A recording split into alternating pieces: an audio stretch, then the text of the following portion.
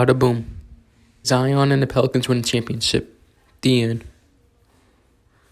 I'm just kidding. The season standings finish off with the Bucks in first place with 65 wins.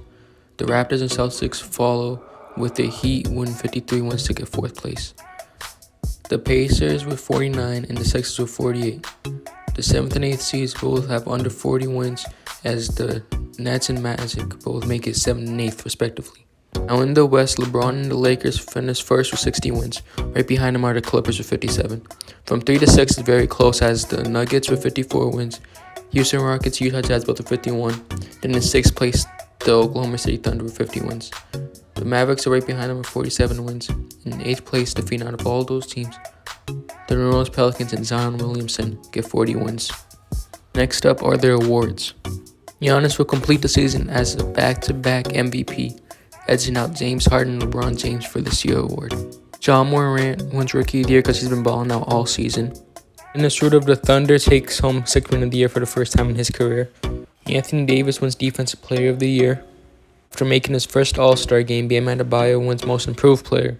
And Coach Doc Rivers of the Los Angeles Clippers wins Coach of the Year. The All-NBA first team consists of Luka Doncic, James Harden, LeBron James, Giannis, and Nikola Jokic. While second team is Russell Westbrook, Chris Paul, Kawhi Leonard, Anthony Davis, and Joel Embiid. And third team with Donovan Mitchell, Damian Lillard, Jason Tatum, Pascal Siakam, and Bam Adebayo.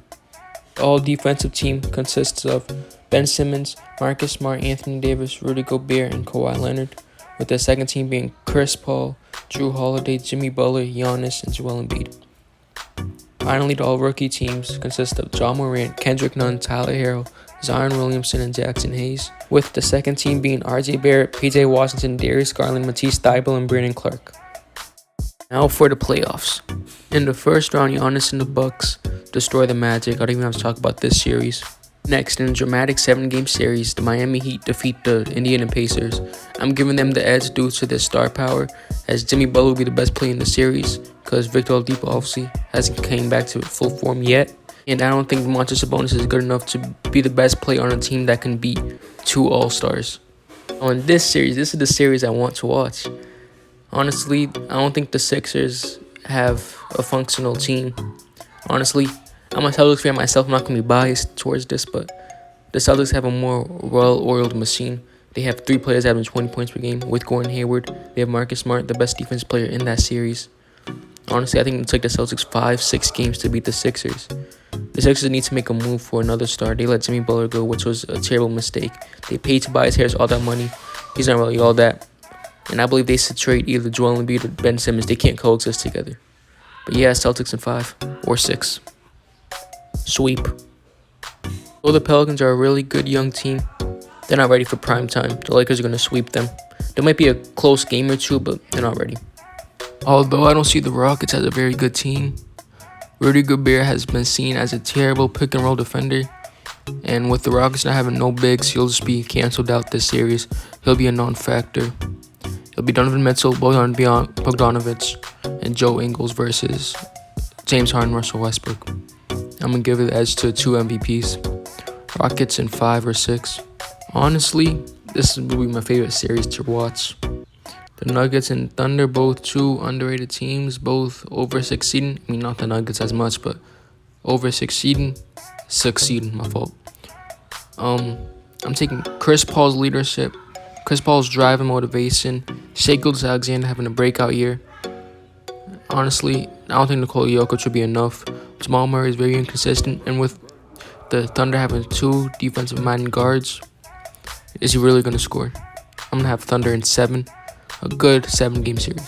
Although Luka Doncic is the 7th best player in NBA in my eyes, I don't think there'll be enough firepower to go up against this stacked Clippers team. They have wing defenders all around that could guard him. Kristaps Porzingis has only shown flashes this season of him being what he once was. Even though I think he will get back to that, I just don't see them to being able to carry the load to pass this Clippers team. Clippers in 5. Now, to start the second round, we have Heat versus Bucks. The Heat, even though they overachieved this season, even though they defied expectations, even though people call Jimmy Butler out for leaving the Sixers, even though his team is better than them, I'm going to have the Bucks beat them in 5-6 games. Honestly, the Bucks are better than any team in the East. They have the best player in the conference. Chris Middleton isn't a joke himself. Even though he's boring to watch, he's still a perennial all-star. They have a better bench than the Heat.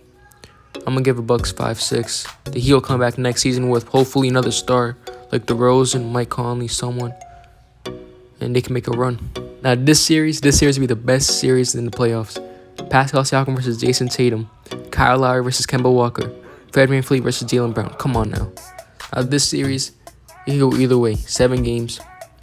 Even though the Raptors have home court, in my eyes, I can see the Celtics stealing one.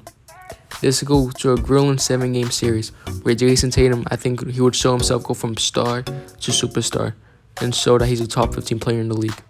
Even though I like Pascal Siakam, even though I like Kyle Lowry, I just don't see them pulling off a 7-game series against a team of the Celtics that are hungry, that are trying to make a name for themselves after last year getting destroyed by the Bucks. The Raptors are a very good team. I wouldn't be surprised if they won this. I wouldn't be surprised if they won an NBA title. Just in my predictions, I think that if the season did not have Corona, the Celtics would beat them in a 7-game series. PJ Tucker's guarding Anthony Davis. Lakers in 5. Chris Paul facing his former team, but let's be for real. The Thunder aren't ready for prime time. The Clippers are too stacked. Again, wing defenders. They could guard Danilo Gallinari. They could guard Shea. They could guard Chris Paul. Easy sweep for the Clippers. The Thunder had a great season. Hopefully they can make some moves, get younger, build around Shea. Even though Chris Paul played great, I like to see Chris Paul play for the Lakers or another contender next year. And yeah, Clippers in 5. Sweep. The Thunder aren't getting the game.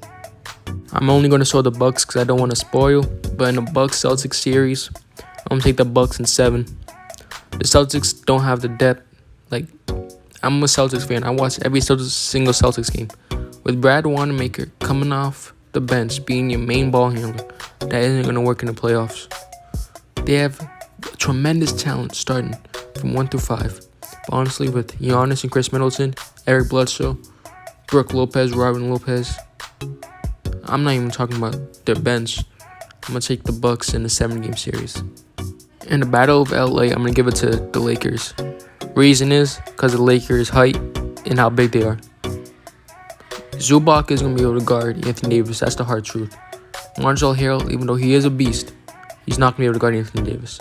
Anthony Davis would eat up the Clippers. Even though Clippers are going to get 3 games. Maybe they're going to get 2 or 3 games. Just because of their wing defense, of them having Kawhi Leonard, Paul George being the second best player. That's always great. But honestly, at the guard position, at the point guard position, no one's going to score. You have Lou Williams off the bench, but then he could easily be locked up by Rajon Rondo, let's say. I think the Lakers are perfectly built against the Clippers, giving them the edge in a 7-game series. Giannis versus LeBron. Honestly, I feel like this series would be easier than the Clippers series. Again, same reason. Anthony Davis will chew up what the Bucks have. LeBron going for his 4th ring is going to be the best player in the series, hungrier than anyone else in the series. The Lakers are going to win in 5 games. The Bucks will get 1 game. I don't see the Bucks being evenly matched. Chris Middleton as a second option does not compare to Anthony Davis as a second option. Even though I praised the Bucks a lot this series, I just don't see it. I don't see them winning championship against the Lakers. If they match up against the Clippers, then I could see that happening. But I don't see it happening against the Lakers. LeBron James wins Finals MVP and wins his 4th NBA championship. And that is how the NBA would play out without the coronavirus. The end.